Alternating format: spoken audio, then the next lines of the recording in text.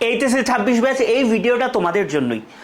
তোমরা অনেকেই এখন পুরো বইয়ের প্যাসেজ পড়তে যাচ্ছ, বাট টু বি অনেস্ট এখন পুরো বইয়ের সব প্যাসেজ পড়ার সময় নেই। যারা আগে কোনো সময়ই প্যাসেজ পড়ো নাই, আমি তোমাদেরকে স্পেসিফিক কিছু প্যাসেজের নাম বলে দিব, ওই প্যাসেজগুলো এখন পড়বা, তাহলেই বলা যায় এইচএসসিতে কমন পড়ে যাবে।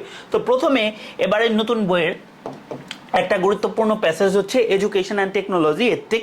এইটা তোমরা কই পাবা? ইউনিট 1-এর লেসন 2-তে। তারপর civic engagement, legend of Gazi, what is dream, বেশ গুরুত্বপূর্ণ। ফ্যামিলি রিলেশনশিপ, অ্যাডোলেসেন্সের 2টা passage, lesson 1-2 and Greta effect. এগুলা হচ্ছে সবচেয়ে বেশি গুরুত্বপূর্ণ, এগুলা তুমি আগে শেষ করবা। যখন তোমার এগুলা পড়া শেষ, তারপরে তুমি চলে যাবা হচ্ছে এর পরের স্টেজে। এইটা হচ্ছে তোমার স্টেপ 1, যে তোমার এই কয়টা প্যাসেজ না পড়ে তুমি পরীক্ষার হলেই যাবা না।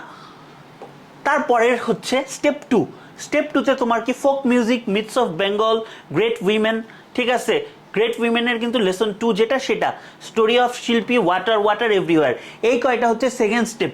ফার্স্ট স্টেপ এবং সেকেন্ড স্টেপ থেকেই আশা করি কমন পড়ে যাবে, বাট আরেকটু জেনে রাখার জন্য বা আরেকটু পড়ার জন্য কোল্ড মাইনার্স, ফ্রেডরিক ডগলাস, ব্রোজেন ডাস্ট, আনবিটেন গার্লস, ফিটনেস আর কনজিউমারিজম, এই কয়েকটা প্যাসেজ পড়বা। সো মোরলেস এই কয়টা প্যাসেজ পড়লেই হয়ে যাবে।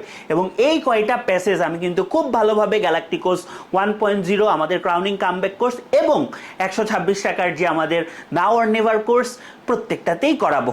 তো ভালো থাকো সবাই, এই প্যাসেজগুলো অবশ্যই পড়বে এবং প্যাসেজগুলো পড়ার সময় unknown vocabulary, MCQ, summary, flowchart সব পড়বা।